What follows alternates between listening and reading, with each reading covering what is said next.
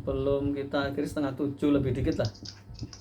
Ya Ustaz, saya mau tanya Ustaz, apa namanya masalah penyakit hati Ustaz. Gimana cara kita untuk menghindar dari penyakit-penyakit hati Ustaz? Ya, Terhindar dari penyakit hati.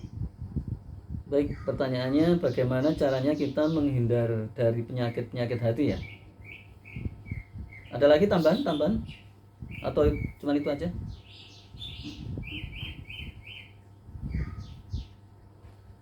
Baik, ini perkara yang penting, bagus sekali ya pertanyaannya ya. Jadi perkara yang penting karena ibadah ini kan banyak tadi yang kita sebutkan ya, termasuk dakwah, termasuk amar ma'ruf nahi munkar, dan ini kalau kita lihat rata-rata penyakit hati ini tidak dijaga ini ya. Ya mungkin karena dia tidak punya ilmu, karena sibuk di dunia ngurusi bisnis ini, bisnis itu ya. Ya itu juga kewajiban, tapi menjaga hati juga wajib ya masalahnya. Makanya kita mencari rezeki dengan jualan nasi kebuli. Nasi kebuli lagi nih. Nasi kebuli. Kirim nasi kebuli. Ya. Kita doakan nasi kebuli lancar. Amin ya robbal alamin. Maka ya. Siapin Ustaz. Iya, nanti kapan-kapan saya pesen kebuli bebek ya. Kalau kambing kan sering, ayam juga pernah. Kebuli bebek. Bebek ya. Bebek entok. Entok. Ya, atau kapan-kapan kebuli apa yang nggak ada ya. Ya, angsa, black swan. Baik, begini ya, ini saya singkat aja ya, karena penjelasan ini sebenarnya memerlukan waktu yang panjang ya, karena teori dan praktek harus disejajarkan ya. Untuk masalah hati ini saya menyarankan yang pertama adalah bacalah kitab-kitab yang berkaitan dengan hati atau rikoh ya, kelembutan ini. Jadi banyak sekali ya. Kalau ada bahasa Arab, kalau nggak bisa bahasa Arab, terjemah juga banyak ya. Dan alhamdulillah saya sendiri juga berusaha untuk membaca. Jadi membaca ini adalah obat. Ya, anggap aja diri kita itu sakit ya. Jadi semua ini harus menganggap dirinya sakit. Nah, sakit itu harus diobati. Obatnya apa? Sabar. Itu kunci pertama, sabar. Sabar dalam apa? Sabar dalam membaca. Apa yang dibaca? Yang dibaca adalah pertama Al-Quran. Usahakan paling tidak 1 hari 3 juz. Ya. 1 hari. Ya. 1 hari 3 juz. Jangan sering minum jus terus, jus aja. Jus mangga tiap hari, jus tomat tiap hari. Tapi Al-Qur'annya nggak pernah jus ya. Apalagi pengemban dakwah. Ya itu satu pertama ya. 1 hari 3 juz. Ya, entahlah dibagi, misalnya waktu yang paling luang itu kan habis subuh ya, habis waktu duha, atau misalnya zuhur ya. Kalau misalnya pas, pokoknya diatur aja lah. Kan kerja ini kerja swasta maupun kerja bukan swasta kan juga sama-sama ada waktu tuh. Itu diatur saja ya. Diatur. Nanti waktunya. Jadi khusus untuk ngaji itu juga harus ada waktu ya. Yang kedua baca hadis ya. Ya paling tidak 5 sampai 10 hadis lah dalam 1 hari. Lebih mudah lagi kalau hadis ini. Yang ketiga, baca kisah-kisah para sahabat. Nah, ini penting ini. Ya. Jadi saya menyarankan semuanya, khususnya Mas Kiki atau Pak Kiki dan lainnya, tolong jangan eman-eman duitnya dikeluarkan untuk beli buku ya. Jadi saya itu mengeluarkan uang ratusan sampai jutaan itu buku untuk beli buku ya. Jadi berapapun harganya saya beli ya. Pernah tahun 99 atau 2000 sekian ya, awal-awal 2000 lah. Itu waktu itu gaji saya masih 1.500.000 ya. Kalau sekarang mungkin kali 5 ya. Itu saya pernah beli buku 300.000 waktu itu ya. Berarti kalau kali 5 berapa itu? Nah, kemudian karena keteledoran saya, buku itu hilang. Nggak apa-apa, nama juga teledor ya. Saya naruhnya teledor, hilang, dicuri pemulung. Saya sampai menyesal. Andai kata pemulung itu ketemu saya, tak beli lagi nggak apa-apa. Saking mahalnya buku itu dan pentingnya buku itu. Dan seterusnya ya. Nah, dengan baca kisah-kisah para sahabat, kita akan tahu betapa kita itu nggak ada apa-apanya. Makanya saya membuat video beberapa video itu tentang kisahnya para sahabat tabiin dan tabiut tabiin dan ulama pilihan. Contoh ya, saya kasih 2 aja ya, atau satu-satu lah, satu-satu, kisahnya sahabat satu, kisahnya tabiin satu, kisahnya yang lain satu saja, saya singkat aja ya. Misalnya begini ya, ini banyak sekali tapi satu aja. Jadi ada sahabat namanya Tolhah bin Abdurrahman bin Auf Az-Zuhri ya. Jadi beliau itu kaya raya ya, saking kayanya itu ditolong ya, dia suka nolong lah. Jadi suka nolong. Jadi dia kalau temannya datang itu dikasih nasi kebuli ya, atau daging kambing bakar ya, atau diberikan sate kambing. Ya kalau dulu nggak beli ya mungkin buat langsung, kambingnya disembelih langsung ini. Saking kayanya itu, saking kayanya. Pokoknya berapapun temannya minta dikasih. Ya, bahkan saya minta ini kuda belikan, itu saking kayanya. Jadi sate aja gampang, ibarat kata ini. Tapi kalau minta sesuatu yang lebih itu kan, wah, pokoknya royal lah, royal. Nah suatu saat, namanya juga manusia, kita nggak pernah tahu. Si Tolhah ini, sahabat ini, itu jatuh miskin. Ya ini cobaan juga. Nah pada saat miskin itu, teman-temannya yang suka ditraktir tadi, itu nggak pernah datang lagi. Karena miskin. Ya itulah tabiat manusia kan begitu. Yaitu ya dimanapun ya. Dan kita berusaha untuk tidak ya. Ya saya juga mengalami ketika saya pada saat kaya itu, wah, banyak yang datang pas ini, banyak menganggap ini. Ya. Wah, saya temannya ini loh, bla bla bla bla bla. Pada saat nggak punya itu, wah, dan seterusnya. Nah kemudian istri Tolhah itu bilang begini, sungguh aku tidak melihat orang yang paling buruk kecuali temanmu. Itu istrinya. Namanya perempuan kan gitu kan, mesti ada aja pikirannya itu buruk kan. Makanya hati-hati dengan perempuan, karena perempuan itu pikirannya buruk terus, sudut pandangnya itu buruk. Maka apa ya, sebenarnya apa yang diomongkan perempuan tadi benar ya, benar itu benar tapi salah ya, salah tapi benar. Jadi benar itu kan kebanyakan manusia begitu ya. Jadi Tolhah ini bertanya, kenapa kamu berkata begitu, kok teman-temanku dianggap orang paling buruk? Gimana nggak buruk ketika kamu kaya ya, mereka datang kepadamu, dan ketika kamu miskin, mereka menjauhimu. Maka apa kata Tolhah? Tolhah berkata, sungguh perbuatan mereka ya, perbuatan teman-temannya itu adalah perbuatan yang paling baik, keluhuran budi mereka. Loh, sampai dibela ini begitu loh. Loh kok bisa? Justru mereka datang kepada kita ketika kita mampu memuliakan mereka. Ya. Dan mereka tidak mendatangi kita ketika kita miskin. Itu perbuatan yang baik. Itu kata Tolhah begitu. Jadi kalau misalnya di sini ada Ustadz Udin yang mampu, maka kita datang aja terus. Terus aja. Biar pahalanya dia banyak. Bebek. Pahalanya biar banyak dia. Sebab nanti kalau misalnya orang miskin itu nggak bisa begitu loh. Ya, coba kita datangi siapalah misalnya nggak punya duit, ya kita nggak enak lah. Tapi tetap kita datang silaturahmi dan seterusnya. Tapi kan dia nggak bisa menjamu kan gitu kan. Dia nggak bisa menjamu. Ya.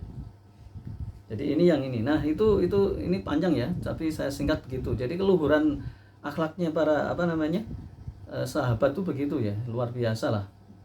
Nah tabiin ya, sekarang tabiin. Jadi tabiin ini ada namanya Abdullah. Sebenarnya banyak ya, mau saya kisahkan banyak sekali ya. Nah, waktunya nggak ada. Abdullah bin Mubarak, coba deh Abdullah bin Mubarak ini ya. Abdullah bin Mubarak ini kebetulan dia seorang yang kaya raya ya, ulama besar kaya raya. Dia selalu menghajikan muridnya. Jadi muridnya itu kaya raya. Dia kaya raya, muridnya dihajikan. 50 muridnya itu setiap tahun dihajikan dari Irak ke Baghdad, dari Baghdad ke Mekah ya. Nah, coba berangkat dari sana dulu, orang dulu tuh bisa jalan kaki, bisa naik kuda ya. Ya itu perbekalannya banyak banget ya. Itu berapa dinar yang dikeluarkan ya. Masya Allah dan Masya Allah dan Masya Allah. Dan Abu Hanifah, ini saya selipkan, Abu Hanifah ini juga tabiin satu zaman dengan Abdullah bin Mubarak ya. Kalau Abu Hanifah ini kisarannya sekitar 50 Hijriah lahirnya ya. Jadi kalau Imam Abu Hanifah itu meninggal, Imam Syafi'i lahir, nah gitu ya. Jadi Imam Abu Hanifah itu kaya raya, kayak Abdullah bin Mubarak lah ya. Tapi dia suka menghutangi murid-muridnya, atau ya murid-muridnya banyak yang hutang ke beliau. Ada suatu saat itu muridnya itu nggak datang-datang dalam pengajian. Ditanya kenapa dia nggak datang. oh dia malu karena punya hutang banyak ke Abu Hanifah, ke imam ini. Maka ketika ketemu dibilang, dah kamu jangan mikir itu dah, itu diikhlaskan. Coba bayangkan, luar biasa. Padahal hutangnya banyak banget ya. Dan ada kisah lain bahwa mirip-mirip ya ini kisahnya ya. Ada seorang yang punya hutang banyak ke beliau, maka beliau menyuruh orang lain untuk ngasih duit ke dia supaya bisa membayar hutang ya. Tapi dia menyuruh untuk merahasiakan siapa yang ngasih duit. Masya Allah, ini membuat hati kita lembut ya. Dan ulama yang terakhir adalah Bisri Al-Hafi, yakni ulama pilihan yang beliau itu ketika disuruh itu makan ya. Misalnya kita waktu kondangan ya, disuruh ngambil nih buah nih kurma yang enak-enak ini. Beliau malu ya. Malu lah ya, kita juga malu lah ya, punya adab lah ya. Makanya kalau bisa itu ya, jadi muridnya itu harus tahu diri gitu ya. Jadi membawakan, jangan ditawari ya. Karena orang tuh beda-beda. Ada orang yang malu, ada orang yang tidak malu ya. Jadi jangan ditawari. Kalau ditawari itu ya malu lah. Ada orang yang tidak malu memang ditawari, tapi ada yang malu ya. Jadi langsung dibawakan gitu. Jangan ditawari, nanti membuat ini kayak Bisri nih. Bisri kan ditawari malu ya. Begitu dia ngambil karena ditawari, jadi dia nggak makan karena malu di hadapan banyak orang. Kemudian ngambil kurma, dimasukkan ini karena diperintahkan untuk ngambil. Maka ketika dia sendirian itu mau makan itu nggak jadi gara-gara malu. Malu ketika banyak orang dan malu ketika sendirian. Itu makan kurma aja malu ya. Dia mengatakan begini, kalau di hadapan banyak orang aja dia malu makan kurma, lebih-lebih ketika dia sendiri maka dia nggak jadi makan kurma lah. Coba bayangkan. Jadi pokoknya ini meskipun kita belum bisa melakukan, paling tidak kita tahu dulu lah. Dan kita berusaha untuk bisa melakukan ya, supaya lebih bagus. Baik, ada lagi yang tanyakan?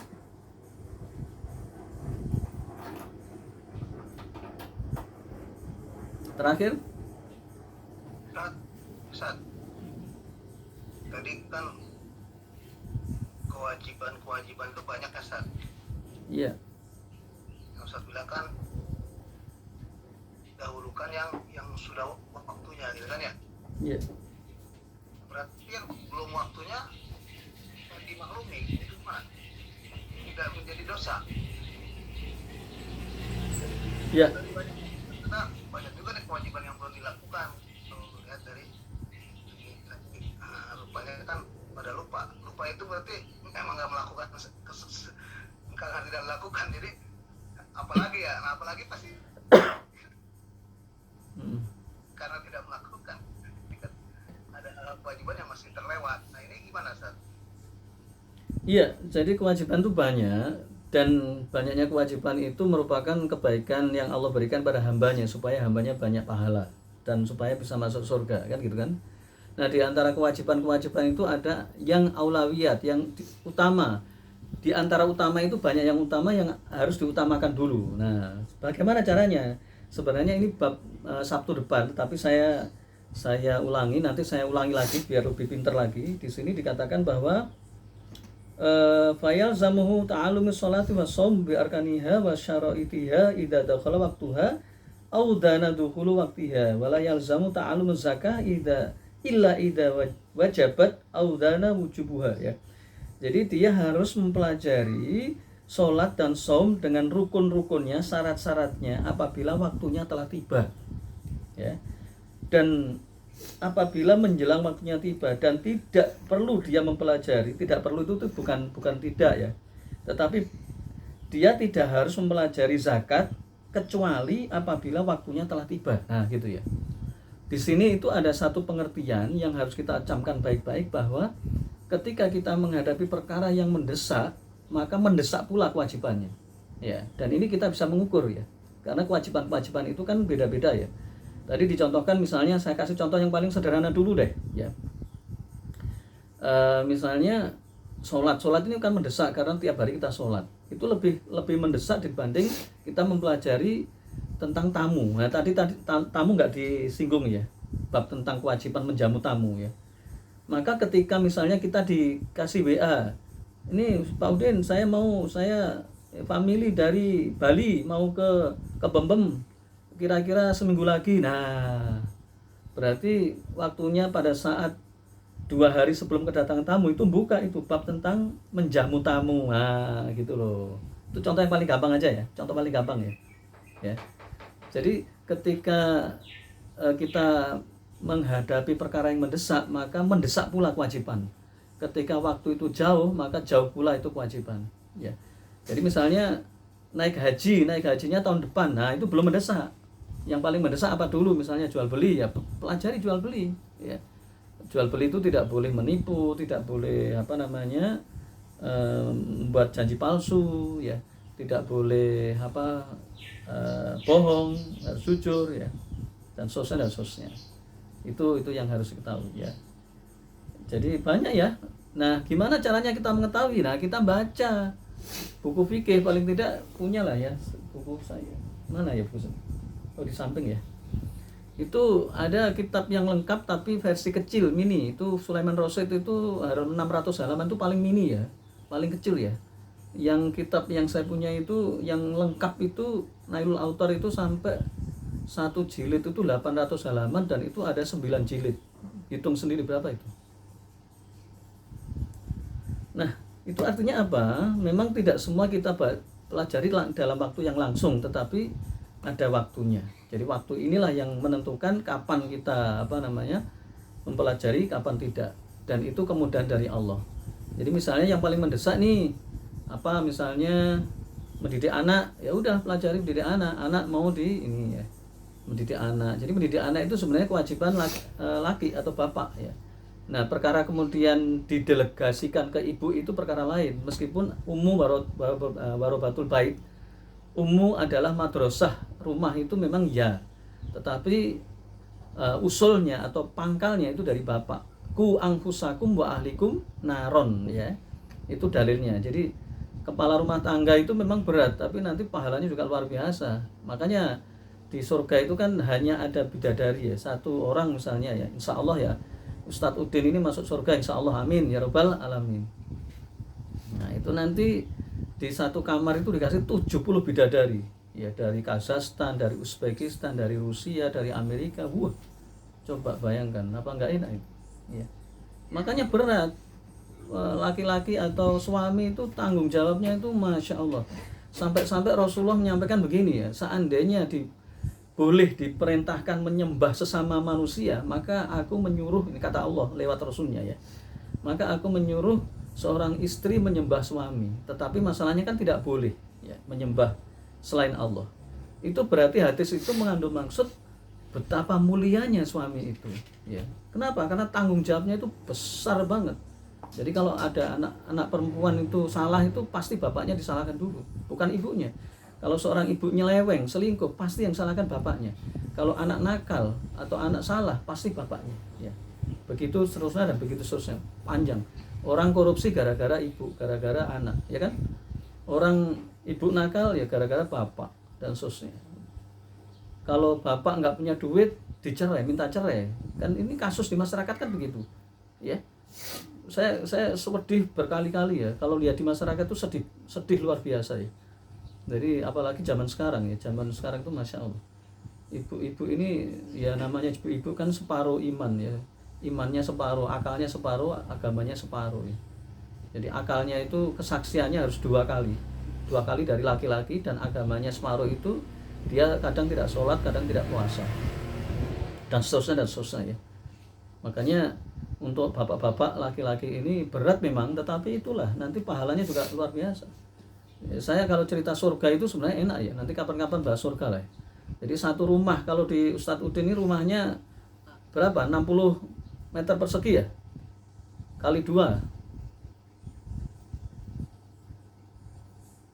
kali 10 kali. Maksudnya tanahnya 200 lah. Bangunannya 100 lah. Oh, ada ya, ngantong berarti ya. Tak kira kok kecil, maksudnya ini. Oh, berarti ngantong ya, ada kantongnya ya. Kantongnya bolong enggak ya? Enggak ya? Gangnya. Ada gang. Oh, iya udah. Iya. Enggak apa-apa deh. Ya, itu kalau di surga itu rumahnya itu. Makanya ya kita mohon pada Allah ya. Ya Allah saling mendoakan lah. Karena saya juga takut sebenarnya. Di surga itu rumahnya itu dari Jakarta ke Subang, Subang Bandung, Bandung Sukabumi, Sukabumi Jakarta. Coba bayangkan, apa enggak enak? Dan Allah kasih namanya kekuatan yang Masya Allah. Jadi manusia itu setinggi Monas ya. Kemudian dikasih kekuatan 1000 manusia dan usianya itu 40. Gagah-gagahnya. Wah. Pokoknya anulah, Allah nggak pernah main-main lah ya. Satu kamar itu ya, dari satu rumah itu ada 70 kamar ya. Ya, nanti bagi sendiri satu kamar itu berapa kilometer itu. Dan kemudian di dalamnya ada 70 bidadari, satu kamar loh ya.